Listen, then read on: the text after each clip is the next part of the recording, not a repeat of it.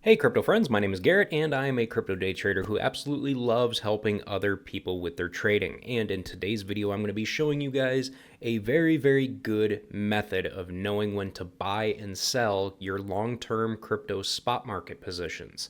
Now, for those of you who love trading crypto and would like to try the same exchange that I use on a daily basis, feel free to go ahead and try out the Blowfin exchange here with the link in the video description down below this video. I personally love this exchange because they allow anybody from anywhere to be able to sign up and trade crypto futures. So if you're one of those people and you want to trade crypto futures, you can do it right here on the Blowfin exchange.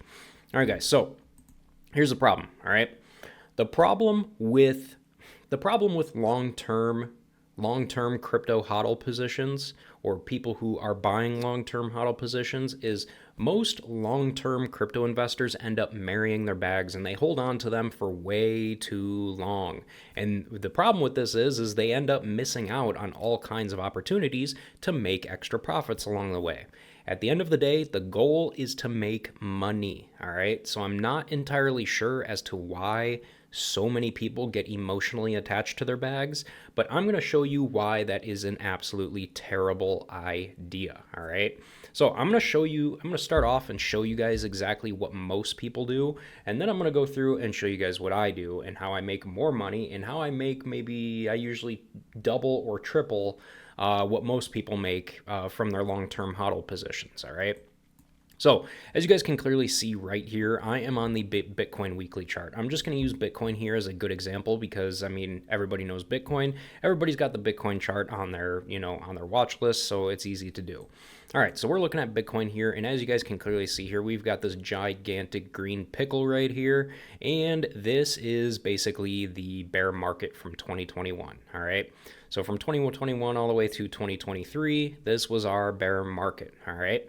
Now, where most people end up buying their spot positions for long-term holding, 9 times out of 10, the best place to buy is in the bear market. So obviously you'd want to buy somewhere, way down in here, all right? But most people end up buying, as the market is starting to go up. So realistically, we've got people buying right in here, or we've got people buying right in here, and they're buying their long-term spot positions right in there, all right?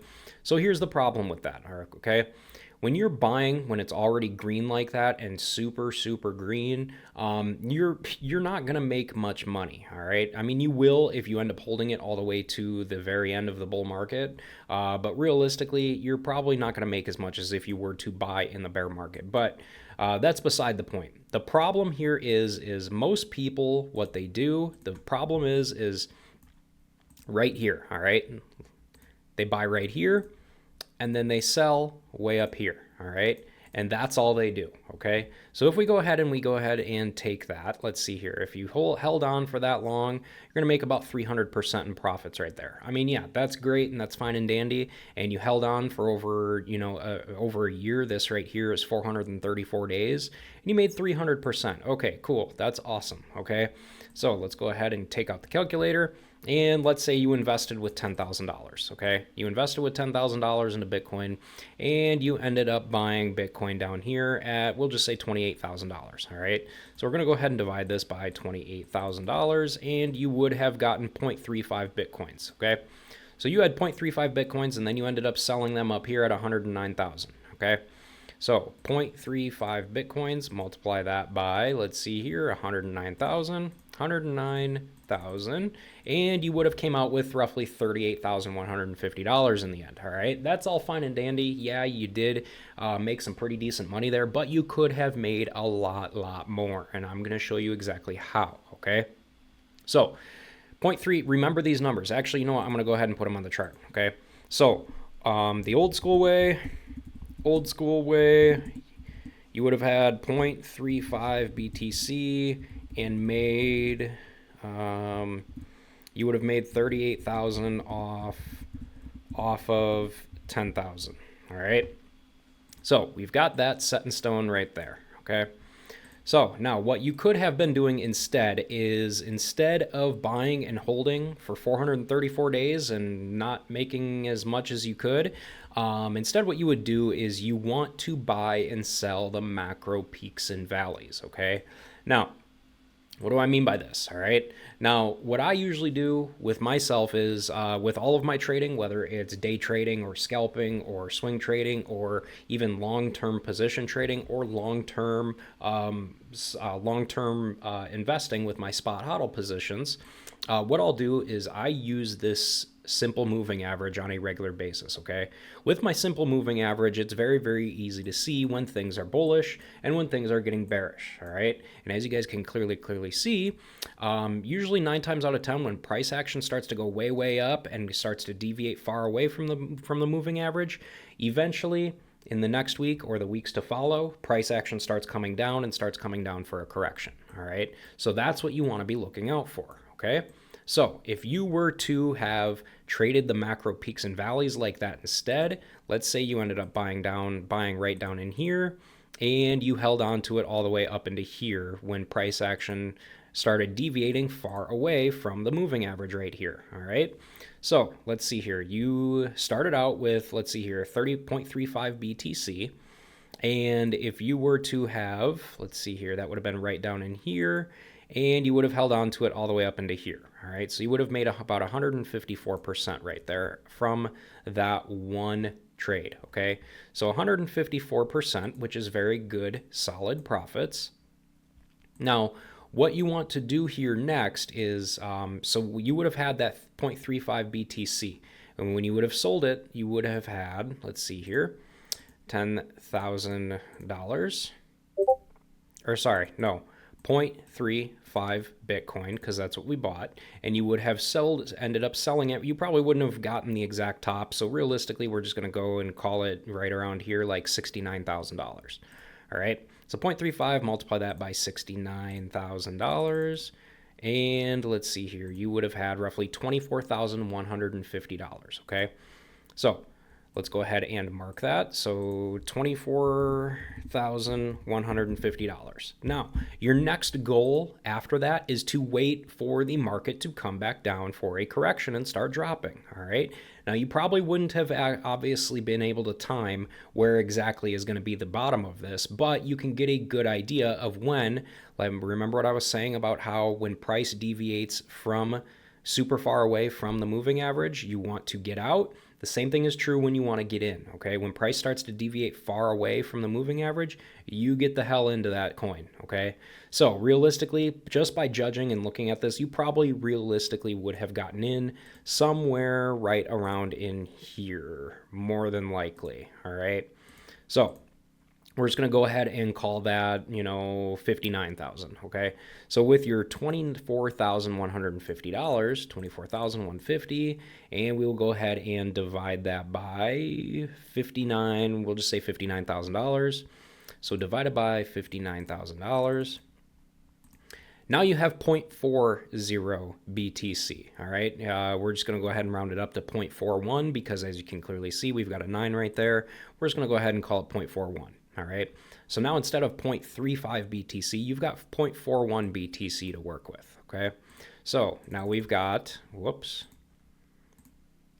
now we've got 0.41 BTC to work with, all right? So now the next thing that we do is we wait for the next big leg up to the upside, okay? And as you can clearly tell, that happened right up in here. And again, you would have waited until price action starts to deviate far away from the moving average, which would have been, probably within either right in here, anywhere between pretty much in this general area right in here, all right? So you probably would have realistically sold somewhere around this level. We'll just call it $100,000 just because that seems like a good, solid, easy number to work with. And so there we go. So if you were to have then sold your 0.41 Bitcoin, multiply that by $100,000.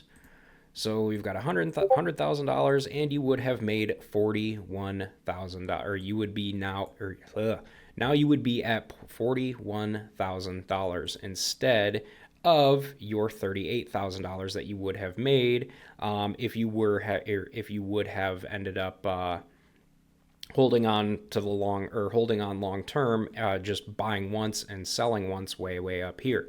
Now I know a lot of you probably are looking at this and you're thinking to yourself, well, 41,000.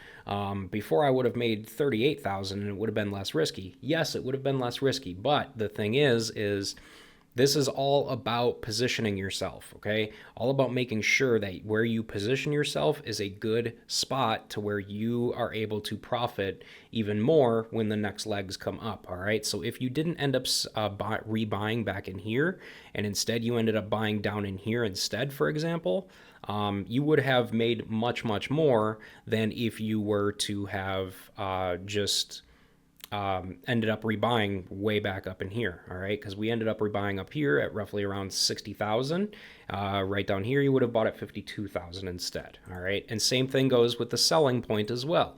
Instead of selling right here, if you were to have ended up selling way up here or something like that at 105,000, your profits would have been much larger there, okay? So for instance, if you were to have sold up here instead at 106,000, you've got 0.41 times 106,000. Now you're looking at $43,000. That's an extra $5,000 that you made, just because you bought and sold the macro peaks and valleys rather than just buying once and holding once and selling way up at the top. All right. Now, these numbers may seem kind of small just because obviously, the percentages with Bitcoin are a little bit smaller. But if we go ahead and we take a look at a larger or at a random altcoin, let's go ahead and take a look at that real quick. So let's say you ended up buying $10,000 down here, and then you ended up selling that $10,000 worth up here, and then you ended up rebuying with your profits down in here somewhere, and then you ended up selling those profits up in here, all right? So if you were to have held throughout this whole thing right up in here, let's see, if you would have bought like $1,000, if you bought $1,000 at $21, all right, $1,000 at $21, you would have had 47.62 Solana tokens, okay? So 47.62, and then if you were to have just sold it one time and you sold it up in here somewhere like $258 times $258, you would have made 12,285, all right? So 12,285 is what you would have made if you were to have just bought once and held on for the long term and just sold up there, okay? Now, if you were to have done it differently, and let's say you have your 47.62 tokens, and instead you sold up here at the very first big peak. Let's see here, you would have made, we'll just call it $200. So you sold at $200 and you would have had 9,524, all right? What was that? I already forgot. 9,524. So $9,524, all right? Now, you wait until price ends up going back down again, and you end up rebuying down here. So now you're taking your $9,524, and we're going to go ahead and divide that by $123. So we'll divide that by $123, and now we have significantly more Solana tokens. Now we have 77.43 tokens, all right? Now we go back up again and we sell at the top here at like roughly around $258, we'll call it. So $258, and now boom, you are at $19,976. So off of your $1,000 investment, if you were to have bought just one time down here and sold one time way up here, you'd only make about a little over $12,000. But if you bought and sold the peaks and valleys, you would have made roughly around closer to $20,000. That's an extra $8,000 right there, just because you decided to buy and sell the macro peaks and valleys instead of buying and holding one time, and that is it. All right. So, overall, guys, if you are emotionally tied to your bags, you're probably not going to make anywhere near as much as somebody else who is here to truly make money, and who is trading or who is macro trading these coins rather than buying and staying emotionally attached to their coins and then selling one time. All right. So if you really want to start making some decent money with your long-term positions, then you really need to start treating your bags as money makers rather than emotional crutches and holding on to them for ungodly amounts of time. All right. Now, before I go ahead and wrap up this video, if you guys enjoyed this one and you feel like you got some decent value out of it, please be sure to go ahead and subscribe to the channel, hit the like button below the video, and with that said, thank you guys for watching.